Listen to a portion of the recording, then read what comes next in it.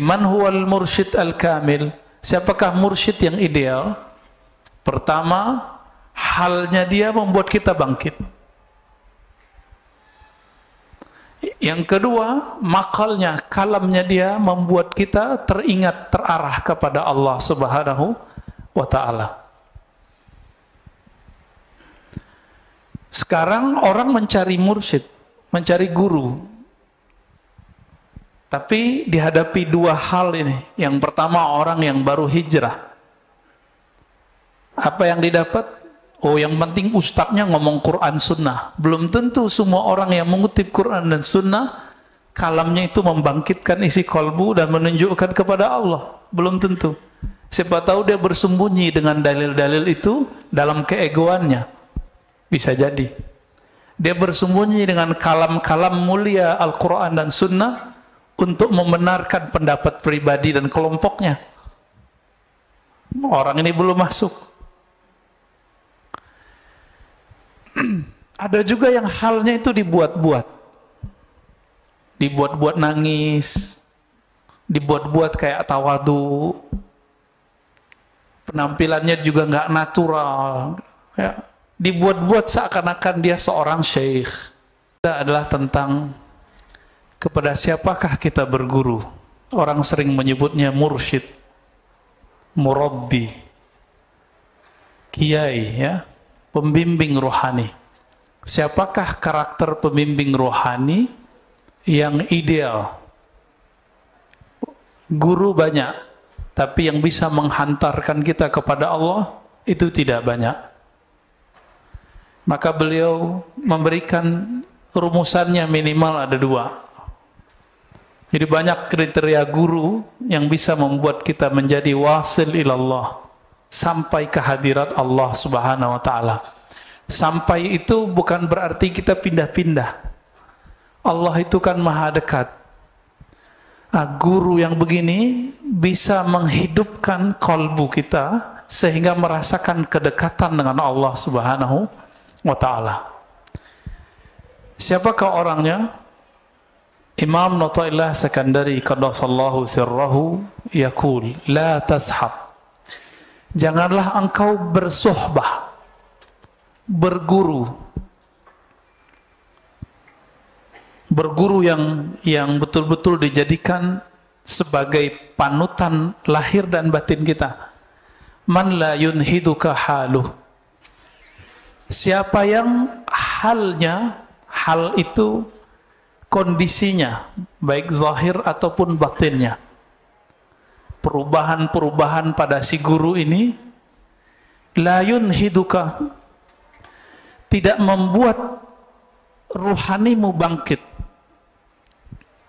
Jadi ama guru yang begini, bersama beliau, membersamainya beberapa saat, membuat kita kemudian bangkit dari kemalasan kita beribadah kepada Allah Subhanahu wa ta'ala.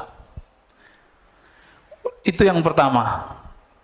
Dan yang kedua, wala yadulluka 'ala Allahi maqaluh.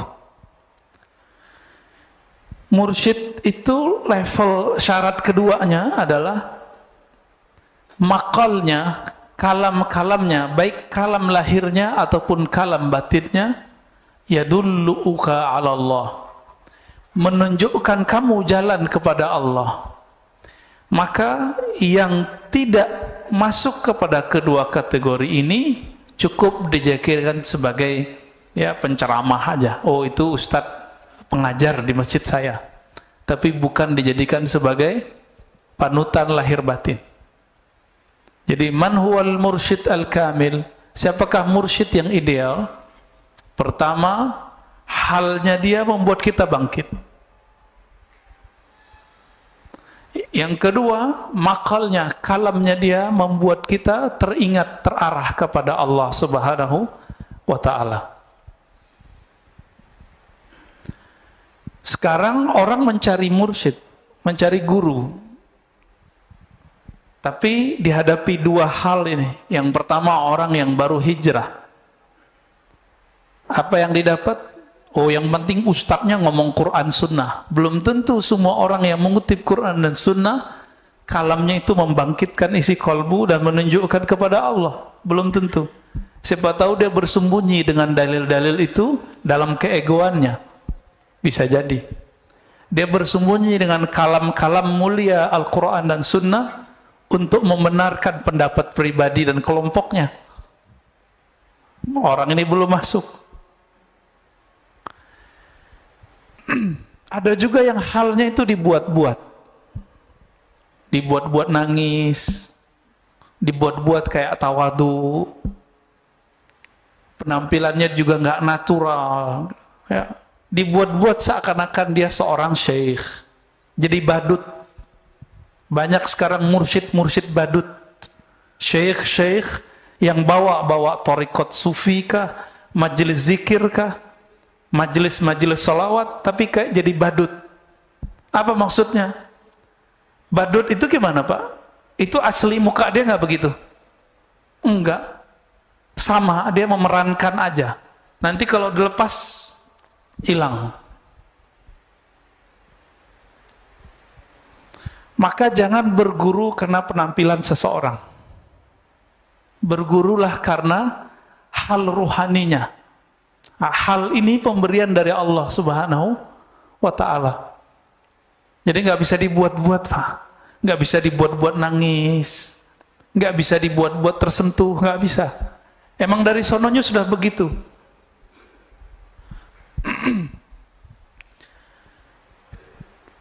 Ciri kedua tadi apa? Kalamnya menunjukkan jalan kepada Allah. Mungkin gak orang yang belum merasakan kehadiran Allah di kolbunya, lalu bisa mengajak orang merasakan Allah? Mungkinkah orang belum tahu jalan ke Jogja, terus ngajak kita ke Jogja? Sama-sama pakai GPS. Nanti di Cilacap tersesat semua, Pak. Ini banyak kejadian-kejadian begitu. Gak tahu jalan kepada Allah, ngajak orang kepada Allah. Ayatnya sahih. Pasti sahih. Wa man ahsanu qawlan mimman da'a ilallah. Siapakah yang lebih baik daripada orang yang mengajak kepada Allah? Lah Allahnya dia nggak ngerti.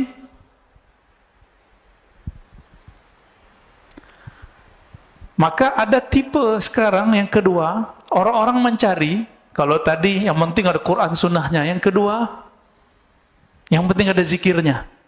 Tidak semua guru yang mengajarkan zikir itu mengajak kepada al-mazkur. Al-mazkur itu yang diingat. Siapa yang diingat? Allah. Ada yang ngajaknya biar sakti. Jadi hati-hati, Pak. Belajar ilmu kerohanian harus jelas sanadnya. Kalau enggak nanti diajak kita belajar ilmu kesaktian, ilmu kanuragan. Jadi enggak zikir jadinya. Nih baca ini biar kamu enggak tembus sama orang. Baca ini biar kamu enggak kelihatan sama orang. Baca ini biar jualannya laku. Baca ini supaya semuanya agar sampai kepada maksud diri bukan kepada Allah Subhanahu wa Ta'ala.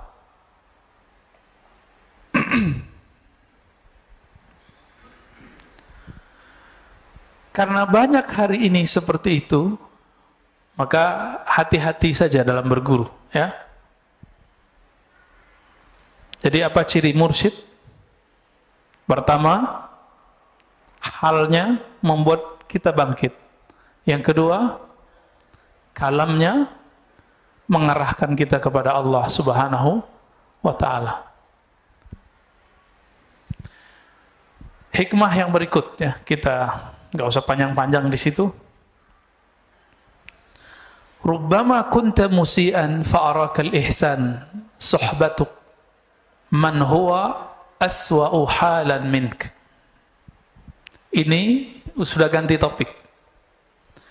Ada kalanya seseorang itu dia sebenarnya kualitasnya lagi buruk, orangnya lagi nggak bagus, amalnya tidak bagus, amalnya tidak maksimal. Tapi karena dia berteman dengan orang-orang yang lebih buruk daripadanya, atau berguru kepada orang yang di bawah standar ruhaninya, fa'arakal ihsan, maka engkau merasa dirimu lebih baik. Ya daripada si anu gitu. Maka masih ingat nggak ketika dulu ada orang yang membunuh 99 orang lalu bertambah dengan membunuh seorang ulama. Masih ingat? Apa pesan seorang wali?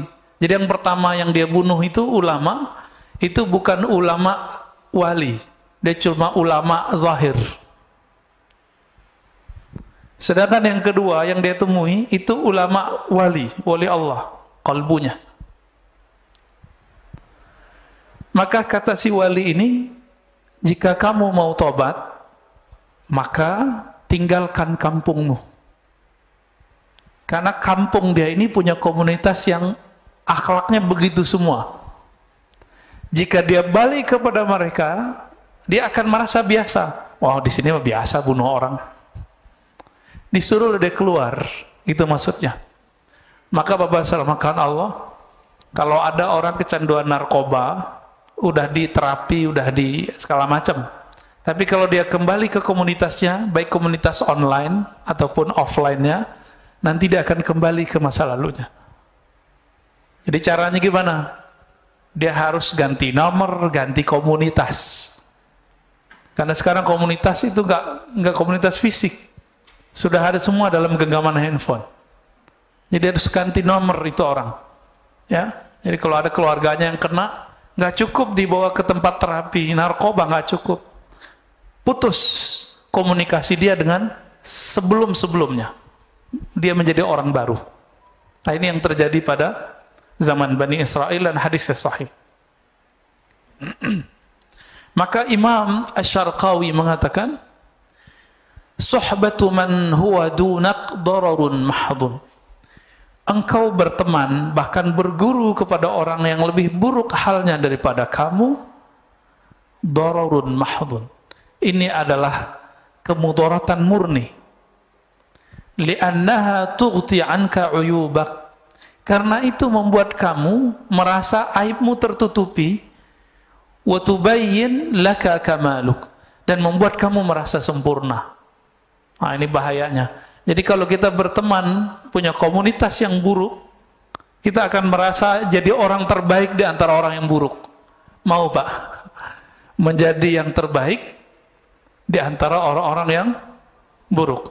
Na'udzubillah min dzalik. Maka berguru ini ada dua macam dalam kitab. Suhbatul iradah, kemudian suhbatul tabarruk. Berguru itu ada dua. Berguru kita ingin jadi muridnya, namanya suhbatul iradah. Suhbat iradah. Berguru kita pengen jadi muridnya. Kalau murid patuh nggak sama gurunya? Kalau kita punya guru di sekolah, ada tugas nggak? Ada PR nggak? Ada. Ada jam tertentu kita kemudian membangun komunikasi dengannya. Itu guru yang sudah kita jadikan sebagai suhbatul iradah. Iradah orangnya disebut murid. Apa arti murid? Murid bahasa Indonesia apa bahasa Arab, Pak? Bahasa Indonesia ya? Bukan. Murid itu bahasa Arab. Murid itu dari kitab-kitab tasawuf. Makanya aneh orang-orang hari ini, dia punya sekolah disebut murid-muridku. Tapi dia membid'ahkan tasawuf, Pak.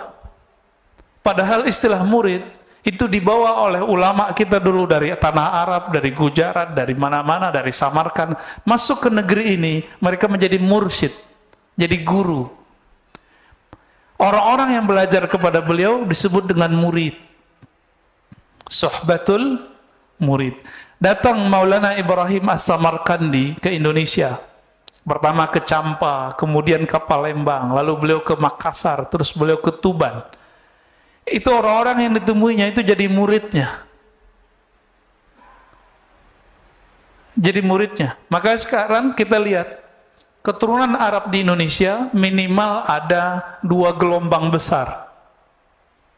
Pertama gelombang awal, ya, tahun 1300-an, tahun 1400-an. Itu Syekh Ibrahim As-Samarkandi di Tuban. anaknya Sunan Ampel. Ya, Sunan Ampel itu anaknya beliau. Itu bukan orang Indonesia, Pak. Orang Samarkand, lama di Gujarat, berguru di Hadramaut, keturunan Rasulullah sallallahu alaihi wasallam. Jadi yang mengislamkan negeri ini itu zuriat Nabi.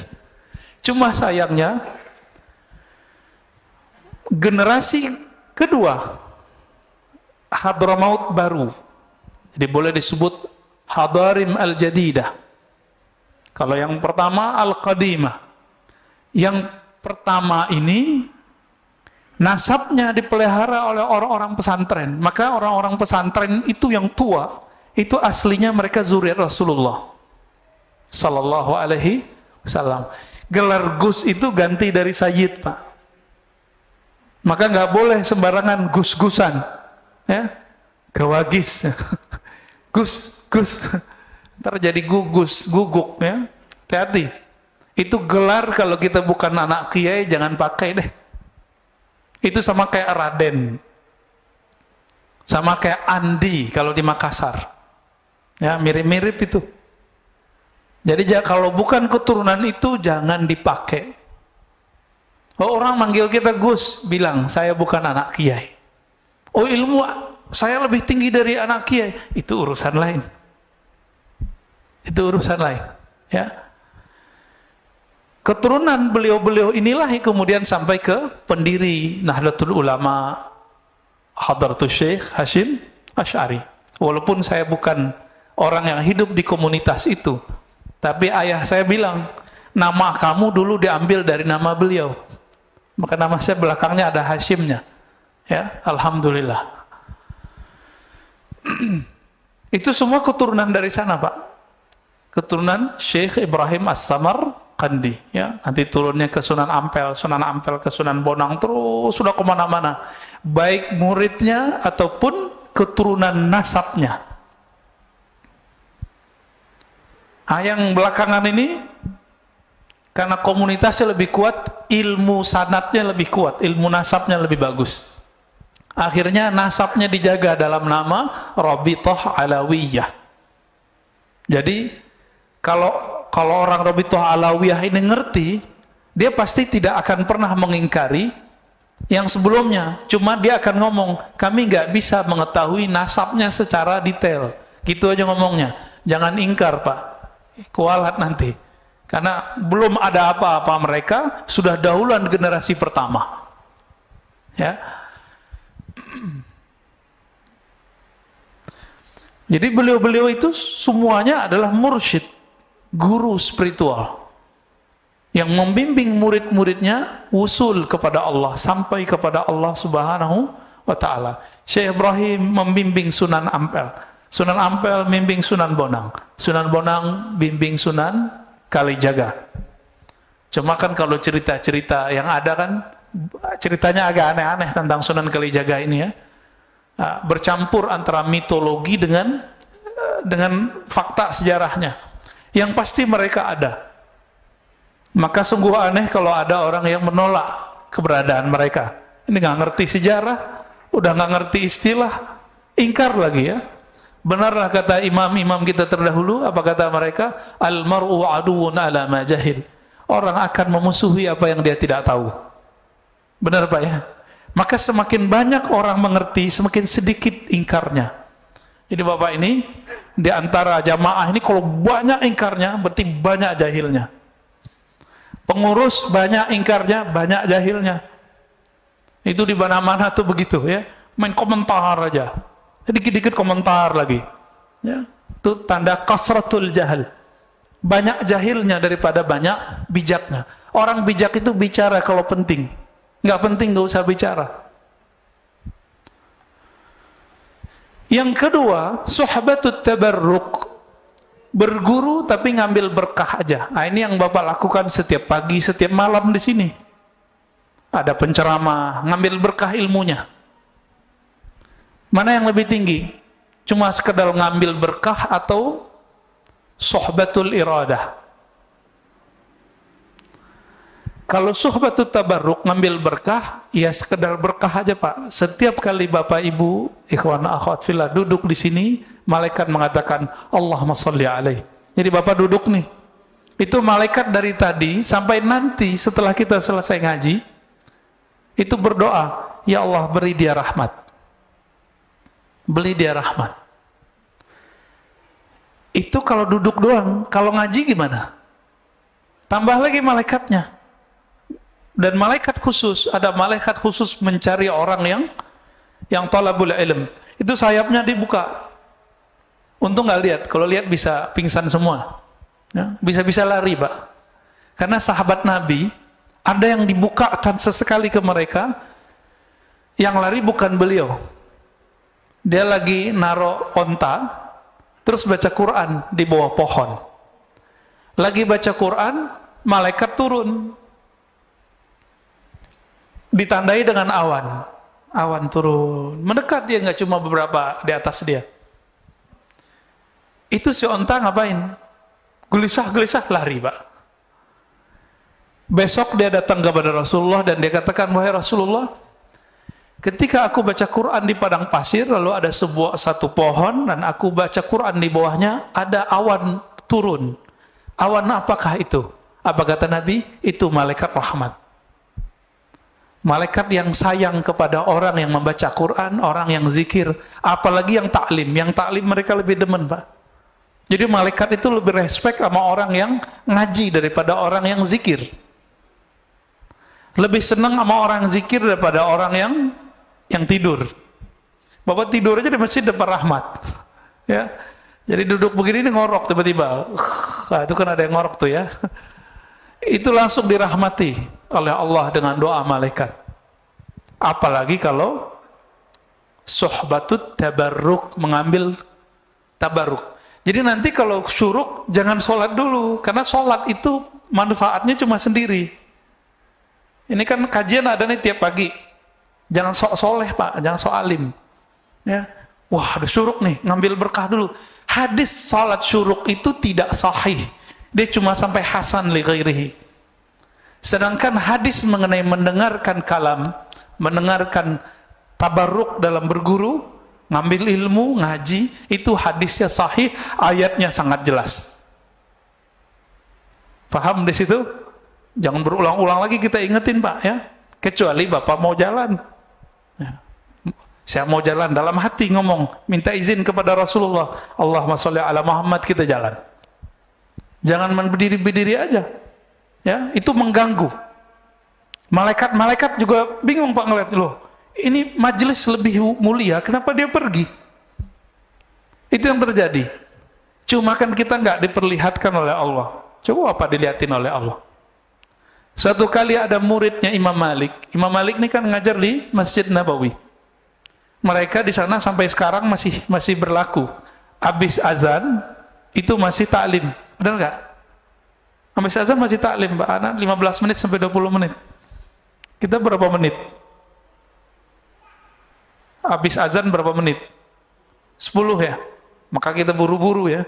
Ini aja masih ramai, Pak. Coba kalau dikasih 15 menit, oh lebih ramai lagi kayaknya ke belakang.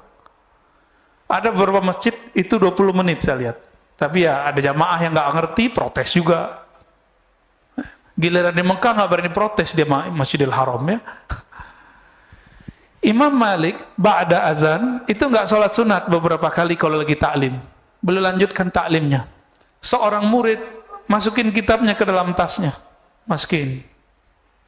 Dibiarin aja Imam Malik. Udah selesai dia mau berdiri, Imam Malik nanya, ya gulam, hai bocah, kemana engkau? Apa kata orang ini? Wahai tuan guru, Imam Malik ya, aku hendak sholat sunat. Kata Imam Malik, apa hukumnya sholat sunat? Namanya sholat sunat. Sholat sunat rawatib, hukumnya apa? Sunat. Ditanya lagi, kalau ngaji hukumnya apa? Bingung deh, Pak. Oh, kalau ngaji wajib. Yaudah, kamu duduk. Lebih utama ngaji, sesaat kita mendengarkan orang berkalam. Walaupun kalamnya nggak benar-benar amat, Pak, tapi karena niat yang tulus itu Allah angkat. Yarfa'illahu alladzina amanu minkum walladzina utul ilma darajat. Orang yang diberikan ilmu, diberikan iman, Allah angkat darajat. Bukan satu derajat, darajat. Darajat itu bahasa Arab disebut sebagai jamak, plural. Derjat, derjat, derjat. Kita nggak tahu seberapa banyak derajatnya.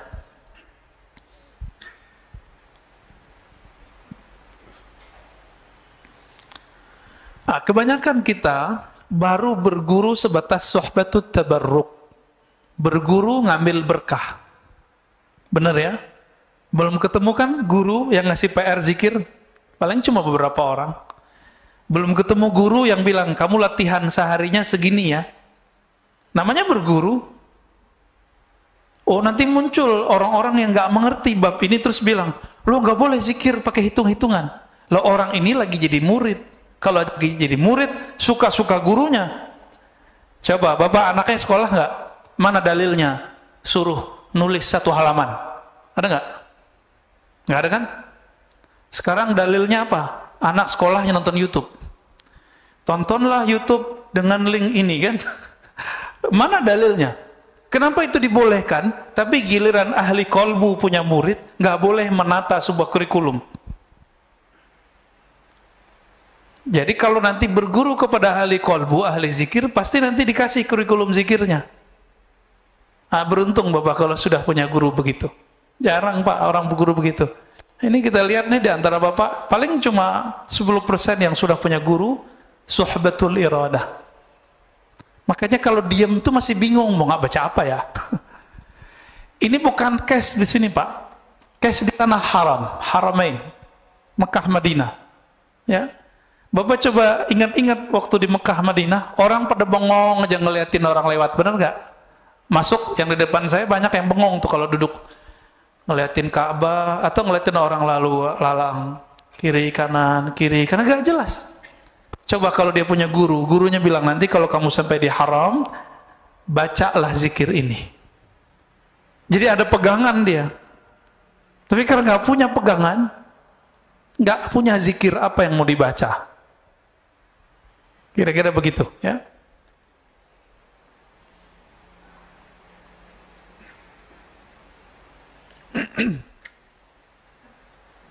Kita masuk ke hikmah yang 50 berapa nih? 55 ya. Enggak tahu kalau beda kitab ya. Bismillahirrahmanirrahim. Ma qalla 'amalun baraza min qalbin zahidin wala kathura 'amalun baraza min qalbin raghibin. Nah, tadi berkaitan juga dengan apa yang saya katakan barusan. Amal itu bagus karena banyak kuantitas atau bagus karena kualitas? Sepakat? Karena kualitas. Sepakat ya? Baik. Apa kata beliau? Ma qalla amalun. Tidaklah satu amal Allah nilai sedikit. Baraza min qalbi zahidin. Jika amal itu tumbuh dari kolbu yang zahid, kolbu yang zuhud. Ciri-ciri kolbu yang zuhud, ketika dia takbir, dia merasakan kebesaran Allah, dia nggak ingat dunia lagi. Sampai ruku, sampai sujud, sampai assalamualaikum. Ini udah nggak khusyuk, orang lagi ngaji, sholat syuruk. Kira-kira gimana tuh Pak hasilnya? Ya, nggak jelas hasilnya. Kalau ada ustadznya agak tersinggungan, bisa marah-marah dia Pak, ngelihat ada orang lagi sholat syuruk. Kecuali ustadznya bisa husnuzon, ya nggak ada masalah. Wala kathura amalun baraza min qalbin raghibin. Sebaliknya, satu amalan tidaklah disebut banyak jika muncul dari kolbu yang raghib, yang cinta kepada dunia. Ini saya ganti bahasanya sedikit. Ma qalla amalun baraza min qalbin arifin. Tidaklah sedikit amalan jika bersumber dari kolbu yang arif, yang kenal kepada Allah. Wala kathura. Sebaliknya tidak disebut banyak amal. Baraza min qalbin jahilin maridin. Jika bersumber dari kolbu yang jahil, tidak mengenal Allah, marid, yang sakit. Ciri-ciri kolbu yang sakit apa? Salat itu adalah alazzu ghazair ruh. Salat itu adalah amalan paling lezat bagi ruh. Kalau salat Bapak sudah nggak nikmat, berarti kolbunya berpenyakit. Gimana? Punya penyakit nggak kolbu kita? Ada? Pasti banyak, Pak. Saya juga punya penyakit kolbu saya. Karena kolbu kita berpenyakit, nggak bisa menikmati. Seperti orang lagi sakit demam, nggak bisa menikmati makanan. Ada orang demam, Pak, bisa menikmati makanan? Nggak ada. Nggak bisa kok menikmati makanan. Apalagi kalau sariawannya di mulut, waduh, sakitnya bukan main. Suka pedes. Tapi bibirnya, lidahnya lagi sariawan. Dikasih menjerit nggak, Pak? Nah, inilah yang terjadi pada orang-orang. Kenapa ada orang-orang yang tertentu dikasih zikrullah, malah dia menjerit. Malah dia lari, malah dia muntahkan. Ya. Bahkan beberapa ngejek, makanan apa nih? Nah, itu kalau makanan. Kalau zikir gimana? Zikir apaan nih beginian? Gitu.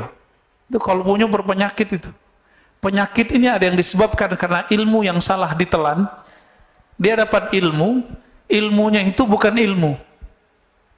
Ilmunya itu meracuni otaknya. Maksudnya pemahamannya salah. Dikira orang zikir begitu, itu dianggap sesat. Rusaknya di dalam. Ya.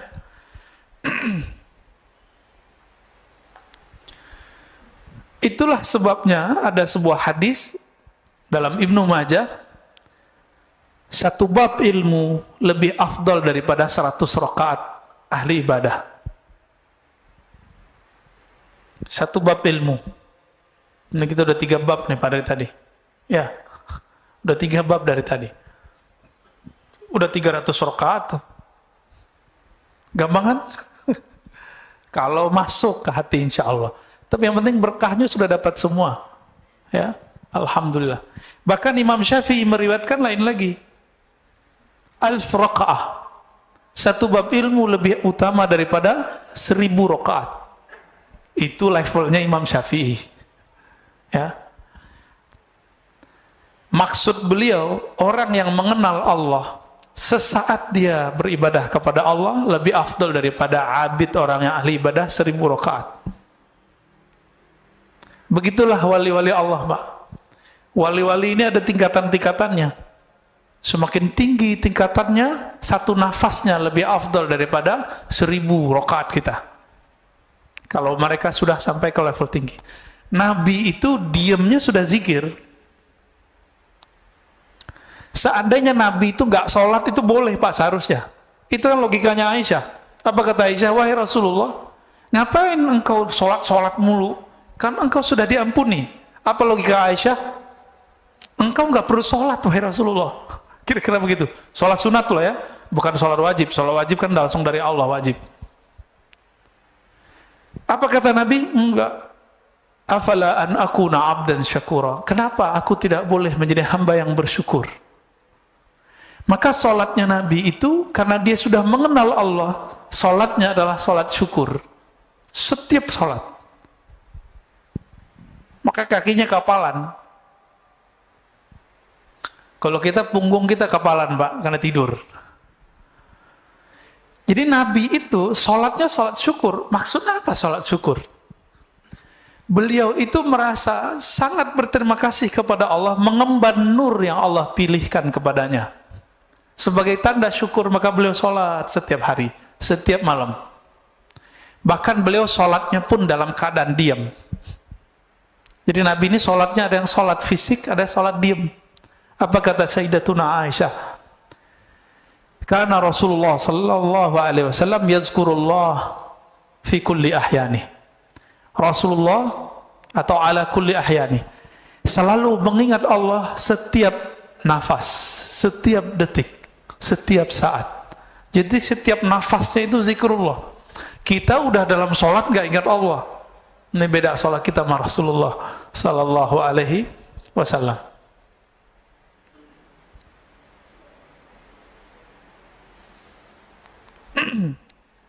Dikatakan di sini Ibnu Mas'ud berkata, raq'atan min zahidin 'alimin khairun min ibadatil muta'abbidin al-mujtahidin ila akhir ad-dahr abadan sarmada. Ini lebih parah lagi, Pak. 2 rakaat orang yang zahid, yang tidak cinta dunia. Yang bahkan akhirat pun dia nggak minat, dia minatnya yang punya dunia dan akhirat. Alimin yang alim, mengenal Allah, lebih utama daripada sholatnya ahli ibadah sepanjang umurnya, sepanjang hidupnya. Ila akhir dahar, sampai kiamat nanti. 2 rakaat doang. Loh, kok bisa begitu? Kalau ahli ibadah dia sholat, dia ibadah karena ingin sesuatu yang dia dapat. Sedangkan orang yang mengenal Allah ini, dia menyembah Allah karena Allah pantas disembah. Bapak puji saya 1000 kali, tapi karena pengen dapat sesuatu dari saya. Tapi ada di antara bapak ini berteman dengan saya cuma sebentar, tapi bertemannya benar-benar ingin jadi teman. Saya milih yang kedua apa yang pertama, Pak? Kalau bapak dikasih pilihan nih, pertama apa yang kedua? Muji kita, Masya Allah. Tapi dia pengen sesuatu dari kita. Ya, pujian matre. Hamba-hamba yang muta'abbidin ini, ahli ibadah ini, dia pengen sesuatu. Inilah yang terjadi pada orang-orang yang puasa karena pengen sesuatu. Zikir karena pengen sesuatu. Keinginan itu ada yang sifatnya materi. Sholat, zikir karena pengen rezeki lancar, pengen sehat. Ada yang naik dikit, pengen tenang. Ustadz, saya pengen tenang. Ya kalau zikir ya pasti tenang. Cuma kalau dia putus zikir, ketenangannya hilang lagi. Emang kalau nggak tenang mau ganti Tuhan? Ya. Kalau nggak tenang mau ganti Tuhannya? Maka Allah itulah ilaha illallah. Dialah yang berhak disembah dalam keadaan tenang, damai, atau dalam keadaan kelusak-kelusuk, sama aja. Nah ini yang disebut alim, orang yang mengenal Allah. Kalau lagi senang ingat Allah, lagi susah, saya udah sholat kok masih susah aja gitu. Ada yang kebalikan, kalau lagi susah ingat Allah, lagi senang, ya, itu kebanyakan yang nomor 2.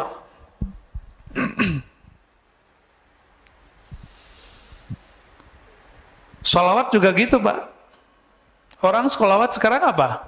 Sholawatlah kamu, kalau ngelihat Pajero sholawat, ngelihat Mercy sholawat, ngelihat BMW sholawat, biar apa? Biar dapat matre semua. Jadi Nabi ini kan mandang kolbu kita juga, kan beliau sudah masuk ke alam ruhani, maka beliau ngerti isi hati kita. Bahkan di masa beliau hidup, beliau mengatakan, uridat alayya a'malu ummati, amal umatku sudah disetor semua kepadaku. Dari beliau hidup sampai beliau mau meninggal semua. Semua sampai akhirat nanti, Nabi sudah diperlihatkan semua. Jadi kita duduk begini, Rasulullah sudah dikasih unjuk dulu.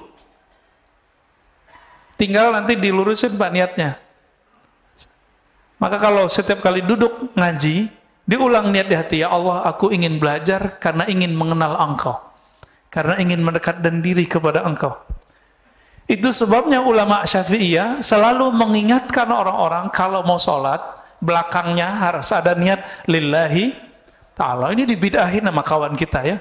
Dia nggak ngerti tujuan ulama kita untuk apa. Kalau Nabi mah nggak perlu pakai usoli-usolian, nggak perlu pakai nawaituan. Kalau Nabi, sahabat Nabi nggak perlu. Kita perlu, Pak. Karena niat kita kadang tidak benar kepada Allah Subhanahu wa ta'ala. Kapan hamba-hamba Allah ini menyembah Allah? Karena Allah itu Tuhannya, bukan karena dia ingin menuhankan dirinya, bukan karena dia ingin mewujudkan hajat dirinya. Kapan itu terjadi? Sesaat saja kita ibadah karena Allah pantas disembah, bukan karena saya ingin ada hajat yang ditunaikan. Saat itulah kita menjadi hamba Allah yang hakiki. Inilah yang disebut zahid, ini yang disebut alim. Ini yang sering disalahpahami. Sayyidatuna Rabi'atul Adawiyah, perempuan yang sangat indah budi pekerti dan ruhaninya. Beliau ini pernah berkalam. Kalamnya ini disalahpahami oleh orang-orang yang jahil. Apa kata beliau? Ya Rabb, ma'abadtuka raja'an lil jannati. Ya Rabb, tidaklah aku menyembahmu karena aku harap dapat surgamu. Tidaklah aku menyembahmu ya khaufan min narik, karena takut neraka engkau. Ini dianggap oleh mereka si Rabi'ah ini sesat. Kenapa? Masa ibadah bukan karena surga? Inilah orang jahil menentang orang yang alim. Di dalam Al-Quran itu ada dua jenis surga, Pak. Surga yang dikatakan oleh Rabi'ah itu surga syahwat. Hur'ain, ya dia sudah perempuan, dia nggak minat sama hur'ain. Ibu-ibu ini, akhwat ini bisa coba bayangkan. Baca semua kisah di Quran, itu lebih banyak cerita untuk menyenangkan laki-laki, benar nggak? Ini jujur aja nih Bu. Jujur. Perempuan disebutkan sebagai objek syahwat di dalam Al-Quran, benar nggak? Kenapa? Karena Nabi yang diturunkan laki-laki, yang mendengarkan waktu itu kebanyakan laki-laki. Maka tidak jarang perempuan bertanya, loh itu hur'in, bidadari, kita punya bidadara nggak? Begitu kalau perempuan yang kritis. Pasti ada pertanyaan begitu. Pernah terbersit nggak ini ibu-ibu ini? Enggak ya? Enggak baca terjemahannya berarti ya. Tapi semoga sebagian memikirkan itu. Gimana cara memahaminya? Maka Rabi'atul Adawiyah, karena dia sudah paham, di Quran semuanya begitu. Maka beliau mengatakan, ya Rabb, aku beribadah ke surga, aku ibadah kepada engkau bukan karena surgamu, tapi karena engkau yang mempunyai surga. Surga ini ada dua. Ada surga syahwat, ada surga ru'yat. Surga memandang. Yang dimau oleh Rabi'ah adalah memandang Allah subhanahu wa ta'ala. Makanya Rabi'ah ketika dilamar oleh seorang laki-laki, itu nggak mau nikah, Pak. Karena dikasih pertanyaan sama dia. Jadi maharnya dia adalah pertanyaannya bisa dijawab nggak? Berat kalau ketemu Rabi'ah. Saya mungkin nggak lolos, Pak. Saya ketemu Rabi'ah mungkin mental 7 kali lipat kali ya. Pertanyaan dia satu aja. Ada yang tahu pertanyaannya apa? Nih, satu riwayat ya. Jika aku menikah denganmu, kamu bisa jamin nggak nanti aku bisa bertemu Allah? Kira-kira itu, Pak. Mana ada suami bisa begitu, Bu? Nggak ada. Benar nggak nih para suami yang jomblo-jomblo? Udah ketemu Allah belum? Belum ya? Disitulah beratnya. Maka apa saudara, makan Allah? Rabi'ah ini dia surganya bukan lagi surga syahwat. Surganya surga ru'yat. Apa arti ru'yat? Memandang Allah. Itu yang dia mau. Apa gunanya masuk surga, kata Rabi'ah, tapi nggak ketemu yang punya surga. Bapak saya fasilitasi di satu tempat. Tempat itu villa punya saya. Tapi saya nggak mau ketemu, Pak. Datang lagi, saya nggak mau ketemu. Udah makan aja, tidur aja, tapi nggak mau ketemu. Awal-awal senang, lama-lama pengen ketemu nggak? Penasaran nggak? Penasaran. Itulah yang terjadi kepada ahli surga. Maka nanti pencarian ma'rifatullah, mau mengenal Allah, tidak berakhir dengan kematian. Nanti berlanjut nanti di surga. Maka di surga apa kata Nabi? Ada sekelompok orang, laisu minal anbiya wala minasyuhada. Mereka bukan para nabi, bukan juga para syuhada. Tapi yaghbituhumul anbiya wa syuhada. Tapi para nabi, para syuhada itu ghibtah kepada mereka. Iri kepada mereka. Iri yang positif. Heran. Loh kok mereka dapat posisi ini? Bukan berarti posisinya lebih tinggi dari para nabi, tidak. Lalu kemudian Allah ditanya, ya Rabb itu siapa ya Rabb? Yang tanya pastinya para nabi. Apa jawaban Allah Ta'ala? Mereka itu adalah orang yang saling menyayangi biruhillah. Karena ruhullah. Ruhullah itu adalah cinta dan rahmat Allah Subhanahu wa Ta'ala. Bukan karena harta yang mereka bagi. Bukan karena syahwat yang mereka punya. Tapi karena ruhullah. Siapa yang cintanya karena Allah itu, inilah yang mereka nanti Allah bawa dengan kecepatan cahaya. Ala nurin, ya, min rabbih. Jadi nanti kalau kita beruntung Pak, nama kita soalnya sudah ada di neraka, sudah ada di surga. Nih, nama Bapak ini ada di neraka, Fulan bin Fulan, Ahlun Nar. Di surga juga ada. Tinggal kita lagi bayar kredit surga atau bayar kredit neraka. Atau mau dibayarin cash nggak? Mau dibayarin cash? Ada pacarannya. Apa kata Nabi? Man qala la ilaha illallah dakhalal jannah. Siapa yang mengatakan la ilaha illallah, di hadis Imam Bukhari dikatakan min qalbihi aw nafsi, dari dalam dirinya. Betul-betul lisannya sama dengan di dalam kalbunya. Lisannya baca la ilaha illallah, kalbunya mengatakan aku tidak menyembah kecuali hanya kepada Allah, aku tidak bergantung kecuali hanya kepada Allah. Nggak bergantung ke vaksin Pak, kita vaksin aja, tapi jangan bergantung kepada vaksin ya. Yang bikin vaksin juga lagi tengkar Pak. Ya benar nggak? Ya semua kalau udah dipolitisasi, Masya Allah ya begitu jadinya. Negara di mana-mana, bukan di Indonesia aja, di mana-mana ini sekarang lagi politisasi, karena ini bisnis yang luar biasa. Ini bikin kita terganggu kadang-kadang ibadah kita.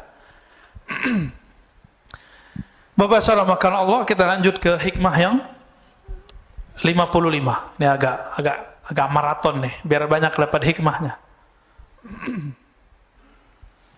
Kenapa ada orang amalnya bagus? Dan bagusnya itu tertata rapi gitu, nggak ujuk-ujuk bagus tiba-tiba enggak.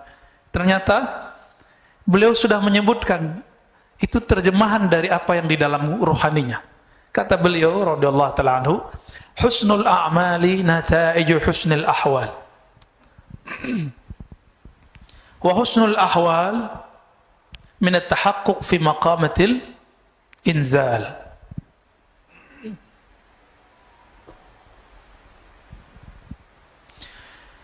Sempurnanya amalan, amal sempurna itu nggak ada riaknya. Jadi jangan dibayangkan amal sempurna itu bagus rukun-rukun zahirnya saja. Sempurnanya amal tidak ada riak. Sempurnanya amal bukan karena kita ibadah karena pengen sesuatu. Ya. Nata'iju husnul ahwal. Bagusnya amalan stabil. Di rumah dia sholat, di masjid dia sholat. Di rumah sholatnya lama, di masjid juga lama. Ada kebalikannya. Kalau di masjid sholatnya lama, kalau di rumah sholatnya buru-buru. Berarti akhwalnya bermasalah nih. Kalau lagi ada komunitas dia bisa khusyuk, tapi kalau nggak ada komunitas dia nggak bisa khusyuk. Kebanyakan kita yang begini. Apa kata beliau? Kebagusan amalmu, kestabilan amalmu itu karena nata'iju husnul ahwal, karena buah dari bagusnya ahwal rohanimu. Apa ahwal rohani? Tidak ada riya,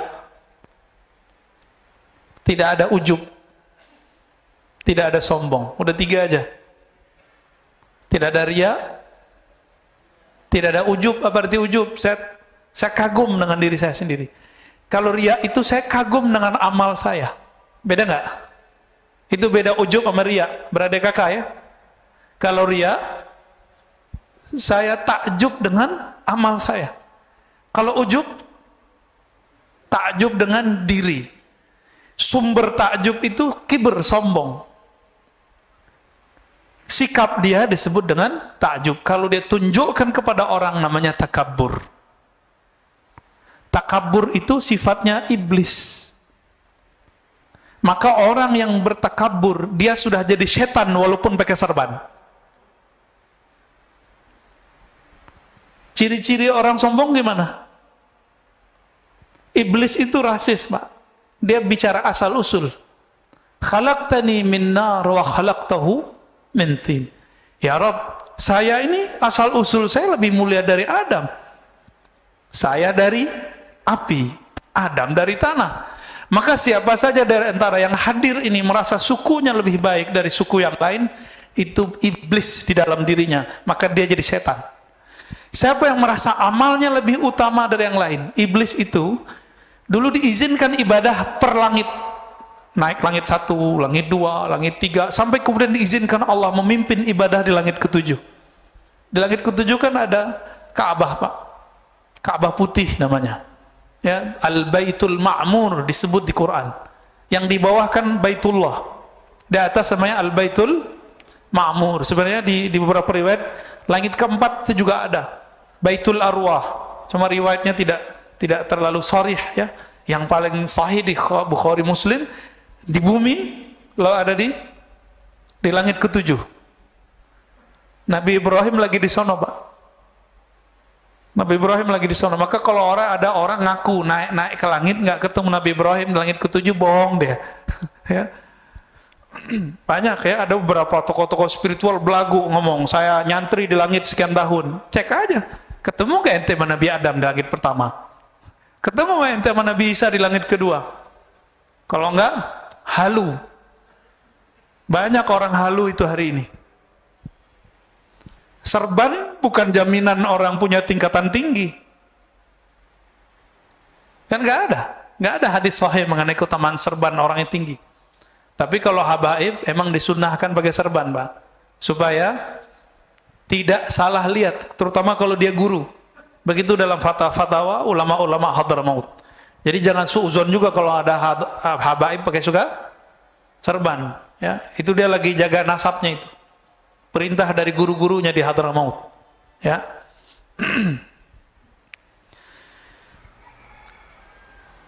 Amal yang sempurna, amal yang ideal muncul karena ruhani yang bening, ya. Ruhani yang bening itu minat tahaqquq fi maqamil inzal, ya. Itu hadiah buah daripada tahakkuk. Apa arti tahakkuk? Usaha untuk istiqamah menapaki jalan-jalan ruhani. Jadi kalau berguru sama seorang syekh, jangan lihat dia hari ini, lihat dia yang masa lalu. Karena syekh itu sekarang kayak Imam Malik tadi. Imam Malik itu setiap malam mimpi ketemu Nabi, Pak. Mabittu lailan illa ra'aitun nabiyya sallallahu alaihi wasallam. Tidaklah aku tertidur kecuali aku memandang kepada Rasulullah sallallahu alaihi wasallam. Siapa itu Imam Malik? Ada kita yang begitu. Nah, itu baru benar tuh. Itu layak dijadiin guru. Bisa berkoneksi dengan Sayyidina Nabi sallallahu alaihi wasallam. Nah, inilah rahasia. Mursyid itu ruhaninya nyambung dengan Nabi. Ini jadi mursyid, mimpi ketemu Nabi aja belum. Jadi wakil talqin, mimpi ketemu Nabi aja belum, apalagi ketemu secara ruhani. Banyak, Pak, fakta-fakta begitu hari ini. Tapi mau gimana lagi, ini zaman sudah begini. Zaman sudah begini. Jadi pinter-pinter saja berguru, ya. Kolbu kalau sudah dilatih, apa makom pertama latihan kolbu? Latihan tobat. Itu awalnya. Jadi orang ini, dia sudah bertahun-tahun dia tobat. Itu sebabnya para masyaikh kita dulu punya amalan namanya sholat sunnah taubat. Dibid'ahkan lagi sama kawan kita, ya. Gak paham juga dia. Atau minimal kalamnya kalam tobat. Nah, tobat ini kan dibagi lagi, Pak. Ada tobat orang awam dari dosa yang zahir. Kalau tobat anak-anak salah minum, ya. Kalau lagi puasa begini anak-anak gimana? Terganggu gitu sama makanan. Terganggu gitu kalau ada anak kecil yang lain di bawah dia yang berbuka. Nih saya mau tanya nih, Pak. Kalau ada di sini orang buka restoran, Bapak terganggu nggak? Terus perlu ditutup nggak? Serius loh ya? Ada warteg buka siang nih. Nih saya nggak ngomong hukum syariat dulu, hukum rohani. Bapak terganggu nggak? Loh Ustadz, kita harus tegakkan hukum. Loh di antara ibu-ibu ini di rumah kalau bapak punya istri, ada yang lagi haid nggak? nggak masak, butuh makan, nyari kemana? Ya nyari ke warteg kayak gimana kayak itu. Jadi kita tuh nggak usah sibuk mikirin orang, kayaknya agama kita paling bener, mau amar ma'ruf nahi mungkar, tapi kebelinger di situ. Emang Bapak Ibu ini masih terganggu kalau ada orang masak depan kita? Ini kan lucu, ya, sweeping, ketemu di warteg orang makan, lagi makan tempe. Lah untuk apa itu diberitakan? Ini politisasi aja Pak, ya saya nggak suka berita-berita begitu. Ini saya mau nanya lagi, Bapak terganggu nggak kalau saya makan minum di sini? Oh, bener itu dah. Terus untuk apa itu dibuka? Apa ditutup, di sweeping? Nggak perlu, biarin aja mereka pakai adab ya. Jadi kalau mau bukain jam sekian, bilang gitu, ya. Kok jam 12 kayak gitu. Tutup depannya. Nggak perlu pakai sweeping Pak kalau orang udah puasa. Tapi kalau anak-anak, iya, anak saya itu bawa teman-temannya di depan rumah. Si bocah yang bontot tiba-tiba bawa roti ada coklatnya. Makan depan mereka, kabur Pak semua anak-anak itu. Apa kata mereka? Aduh puasa gue nih. Parah nih adekmu apa gitu. Itu puasa anak-anak, di depan saya masih anak-anak kan nih. Nah ini kita kalau ngomong hikam Pak ya. Tapi kalau pemerintah mau memutuskan misalnya tutup, ya nggak apa-apa juga, nggak masalah juga Pak sebenarnya. Tapi kalau Bapak masih terganggu, ya salam, ya puasa anak-anak berarti ya. Jadi apa yang harus dilewatin untuk tahapan pertama? Taubat anak kecil dari yang fisik tadi. Taubatnya orang awam dari hal-hal yang zahir, dosa mata, dosa telinga. Maka kalau orang awam sudah nggak dosa mata, nggak dosa telinga, nganggapnya sudah suci. Jadi mereka bingung, kok habis assalamualaikum masih ada istighfar. Padahal dia lupa, di dalam sholatnya dia tidak ingat kepada Allah Subhanahu wa Ta'ala. Ini perlu diistighfarkan nggak nih sholat yang begitu? Inilah rahasia Rabi'atul Adawiyah mengatakan astaghfirullah fi istighfari atubullah fi taubati. Aku minta ampun kepada Allah karena istighfarku tidak benar. Aku bertobat kepada Allah karena salatku tidak khusyuk. Ada nggak yang pernah begitu Pak? Supaya salat kita pas naik ke atas kan mau dilempar lagi. Nggak khusyuk, lempar. Tapi karena kita tutup astaghfirullah ya Allah salatku tidak khusyuk. Diberi syafaat, naik juga Pak ke atas. Allah kan maha pengasih, maha penyayang. Kita berusaha khusyuk, belum khusyuk ya nggak apa-apa. Yang penting kita ngaku tidak khusyuk. Mau nggak ngaku nggak khusyuk? Itulah tobat level 2. Taubat ruhani. Taubat apa? Taubat ruhani. Batinnya merasa kurang bener nih. Nah ini aja Pak dibenerin. Level 2 ini coba dipakai. Nanti bagus tuh amalannya. Nanti Bapak gampang nangis kalau zikir. Sholat aja gampang mewek Pak. Ini kalau nggak pakai kitab saya udah nangis dari tadi nih. Ya, kenapa saya ngajar pakai kitab? Bukan karena segagah-gagahan pakai kitab, bukan. Ini cara saya untuk menahan diri. Karena kalau mau nangis setelah kitab hilang nangisnya Pak. Alhamdulillah ya. Guru saya ada beberapa. Itu kalau sudah bahas bab begini, nggak ada kitab ataupun ada kitab nangis terus. Untungnya saya kalau ngeliat kitab langsung berubah. Ya alhamdulillah, karena akalnya balik lagi. Kalau nggak cuma rasa yang muncul, kalau rasa lebih dominan dari akal pikiran kita bisa nangis setiap saat. Sujud nangis, ruku nangis, takbir nangis. Ntar orang-orang bilang, ini kenapa ini nangis? Ada Syekh Shinqiti, guru dari Syekh Salih Al-Maghamisi di Madinah. Ngajar ba'da maghrib sampai isya, karena ada majelis biasanya di Masjidil Haram, di Masjid Nabawi. Habis assalamualaikum itu langsung nangis. Mau ngomong lagi, baca ayat lagi, nangis lagi. Jadi ceramahnya dari awal maghrib sampai menjelang isya itu nangis Pak. Mau ngomong lagi, nangis lagi. Mau ngomong lagi, nangis lagi. Nangislah semua orang yang di depan. Begitu mereka kalau ahwal rohaninya datang. Kenapa ahwal rohani yang bening itu tumbuh? Karena mereka tahakkuk fi maqamatil inzal. Mereka mau istiqomah rajin menapaki jalan rohani. Yang pertamanya apa tadi? Taubat. Taubat mereka tidak lagi fisik, tapi sudah masuk taubat rohani, taubat kolbu. Babak satu maksiat zahir, satu hitam di sini. Tapi kalau ada maksiat batin, itu hitamnya lebih kenceng, lebih kayak aspal lengket. Disebut dalam bahasa Arabnya nuqtah sauda, noda hitam yang lengket. Itu hitam. Inilah yang menghalangi kita untuk tidak bisa memandang alam malakut, alam jabarut, alam rasa, bisa merasakan dekatnya kita kepada Allah Subhanahu wa ta'ala. Ini yang dikatakan oleh Imam Ahmad, laula anna syayatin yahumuna ala qulubi bani Adam.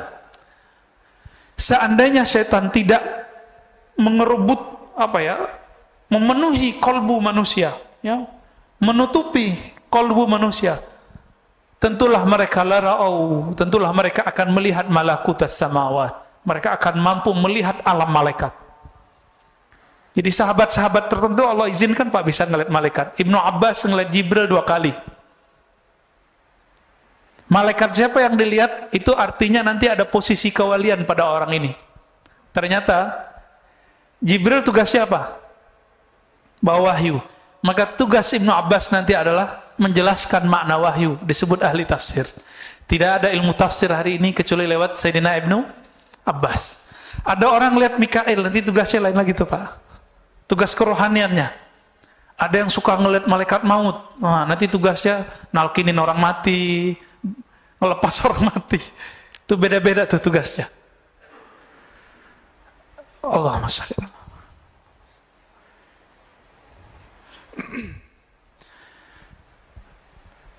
Oleh karena itu Bapak Saudara Allah, seandainya Allah bersihkan kalbu kita, mungkin tidak ada hari kecuali kita menangis di hadapan Allah Subhanahu wa ta'ala.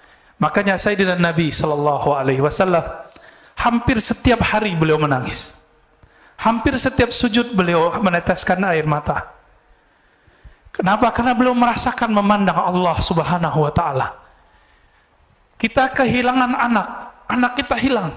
Sehari mungkin 2 hari. Bahkan kalau di mall hilang 1 jam 2 jam. Ketemu, nangis nggak Pak? Nangis. Ruh ini kehilangan, kemana dia berarah? Ketika dia ketemu Allah Subhanahu wa ta'ala, ketemu kekasih-kekasih Allah, pasti air matanya berlinang. Itu gak bisa ditahan. Gak bisa ditahan. Semoga Allah mengistiqomahkan kita menapaki jalan rohani, jalan istiqamah, jalan taubah. Amin ya rabbal alamin. Wassallallahu ala Muhammad. Ada mau diskusi Pak? Tafadhal.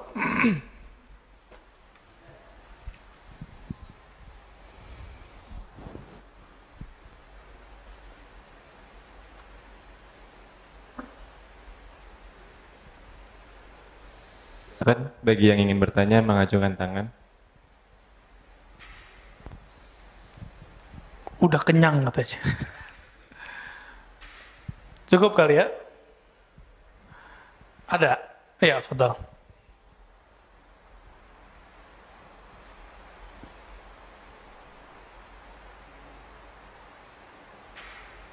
Assalamualaikum warahmatullahi wabarakatuh. Assalamualaikum warahmatullahi wabarakatuh. Mohon maaf Ustadz, ini ada 3 pertanyaan. Bahwa di ayat disebutkan bahwa ud'uuni astajib lakum, berdoalah kepadaku niscaya aku kabulkan. Ini seolah-olah bahwa ibadah itu adalah transaksional. Sedangkan untuk level orang yang bukan anak-anak lagi kan seharusnya ini udah pengertiannya udah tidak seperti itu lagi. Tapi di teman kita bilangnya bahwa lah dalilnya seperti ini. Iya. Seperti itu. Itu yang pertama. Yang kedua ada kalam dari ulama bahwa sholat itu adalah kenangan di dunia saat kita di akhirat nanti. Terus bagaimana dengan kaidah sholat yang mohon maaf ini sangat cepat gitu. Sedangkan rukun sholat itu kan berakal gitu. Tapi akal kita kok nggak dipakai di waktu kita sholat sangat cepat itu gitu. Terus yang ketiga yang terakhir ini adalah makna simahum fi wujuhihim. Tanda di jidat itu sebenarnya ada tanda secara fisik atau Ya. bagaimana Bapak Nabi nanti mengenali kita di waktu kita di akhirat nanti? Baik. Itu cahaya atau bagaimana? Makasih. Assalamualaikum warahmatullahi wabarakatuh. Assalamualaikum. Yang pertama, apakah ibadah itu transaksional? Tergantung yang menafsir. Ahli tafsir ini, dia punya alat secanggih apa di dalam kolbunya, maka penafsirannya akan bergantung dengan secanggih apa rohaninya. Kalau kolbunya kualitas karyawan, kamu kerja, kamu digaji. Bahasa Arabnya maqamul ummal, makom para pekerja. Kamu lembur, dapat tambahan. Ini makomnya siapa? Ummal. Jika si ustadznya menafsirkan kolbu dia baru makom seperti itu, maka dia akan bilang apa? Doa itu, ibadah itu transaksional. Doalah kepadaku, pasti aku jawab. Itu terjemahannya. Tapi jika kolbunya bukan kolbu ummal, kolbul arif, kolbu yang kenal kepada Allah, ayat itu bukan transaksi, Pak. Itu bahasa cinta. Hanya Allah lah, kalau kita jatuh cinta kepadanya, cinta kita dibalas. Kalau mas-mas ini jatuh cinta sama akhwat, itu belum tentu dijawab sama dia. Akhwat jatuh cinta sama ikhwan, belum tentu juga balik. Makanya ada orang tepuk sebelah kaki ya. Tepuk sebelah tangan, betul itu ada. Hanya Allah yang tidak. Udu'uni, wahai kekasihku, panggillah aku. Aku akan memenuhi panggilanmu. Jadi lebih asik gak? Rinduilah aku lebih dulu merinduimu. Fazkuruni azkurkum. Sebut aku sebut kamu. Lebih dulu Allah nyebut kita atau kita nyebut Allah, Pak? Kalau ahli zahir bilang kita dulu yang nyebut Allah, kan ayatnya fazkuruni, sebut aku. Azkurkum, aku akan sebut kamu. Bukan. Lebih dulu Allah apa kita? Allah. Maka Allah lah yang awal memanggil kita ke dalam kolbu kita, baru kolbu kita memanggilnya. Zahirnya engkau memanggil Allah, batinnya Allah memanggilmu. Makanya di situ tidak ada fa, tidak ada kata hubung, tidak ada li, karena langsung fazkuruni azkurukum, langsung sebut aku sebut engkau. Dalam sebutanmu kepadaku, aku menyebutmu. Dalam sebutanmu kepadaku, aku memanggilmu. Jadi kapan Allah memanggil kita, Pak? Kalau kita memanggil Allah. Kapan? Saat kapan Allah ingat kita? Di saat kita ingat Allah. Duluan dia. Allah kan qadim. Apa arti qadim? Huwal awwalu wal akhir. Dialah yang maha awal. Tidak ada yang lebih awal darinya. Dialah yang maha akhir. Tiada sesuatu kesudahan setelahnya. Jadi Bapak ini rahasia kita sebut. Kalau lagi zikir, tuh Allah lagi manggil sebenarnya. Kita kalau lagi nyebut nama Allah, ya Rahman, la ilaha illallah, subhan, itu Allah lagi sebut-sebut nama kita itu. Seneng nggak disebut kita sama Allah? Nama Bapak disebut oleh Allah di langit, seneng nggak? Tapi kalau nyebutnya keputus-putus, hari ini nyebut, besok enggak, ya Allah begitu juga.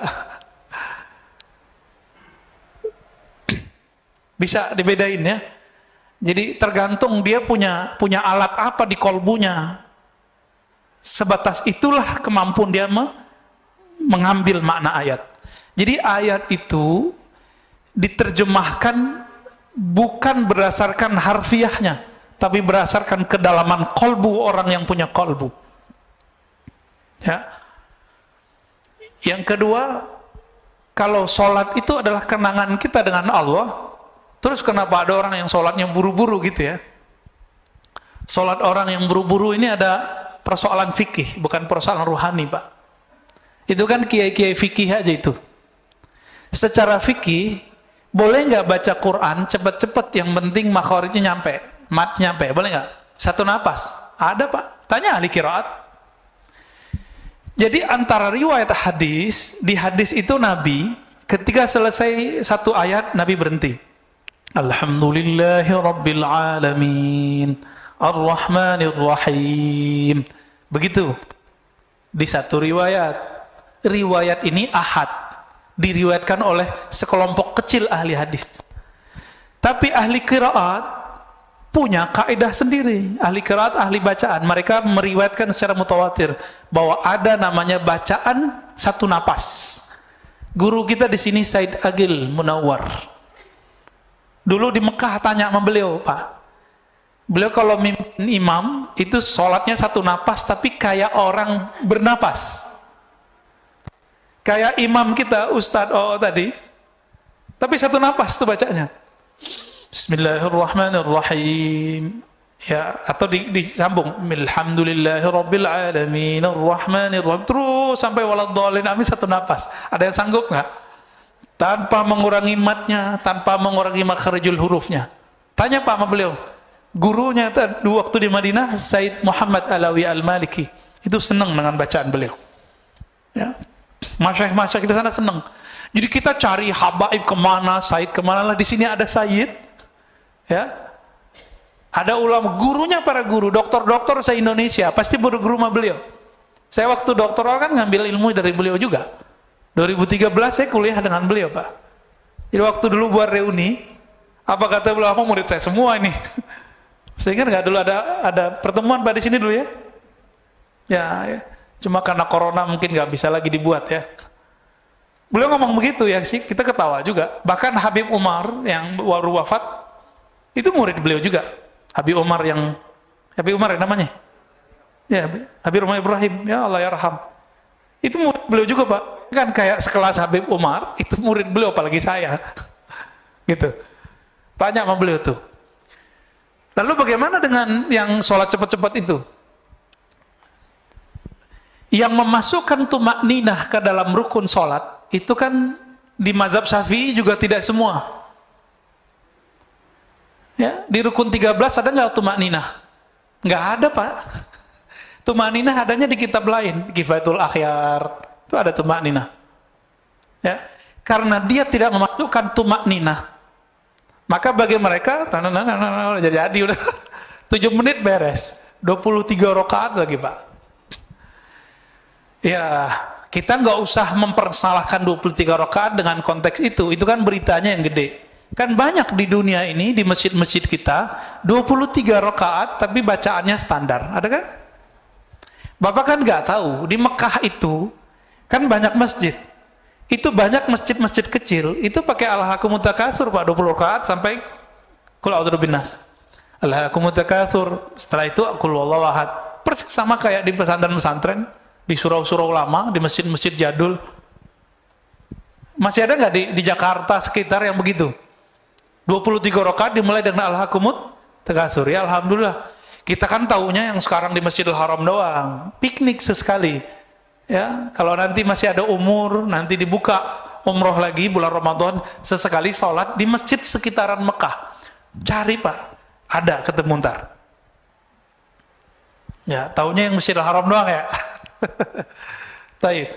Yang terakhir apa tadi saya lupa? Oke, bagus.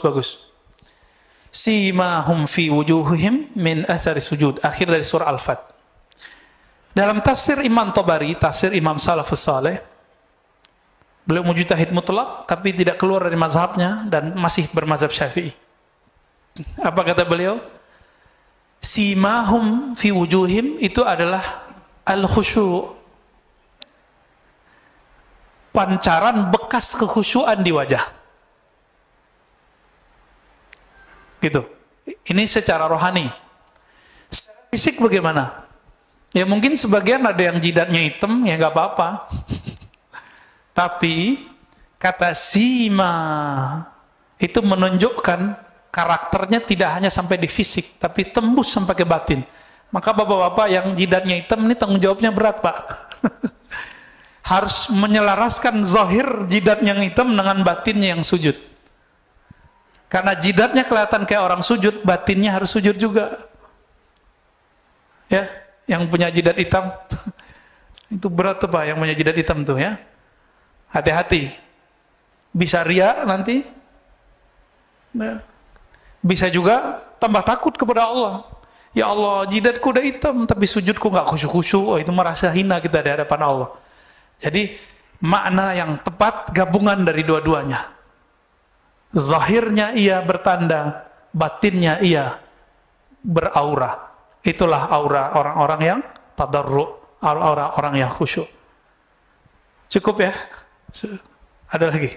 Oke, baik. Fadhal. Assalamualaikum warahmatullahi wabarakatuh.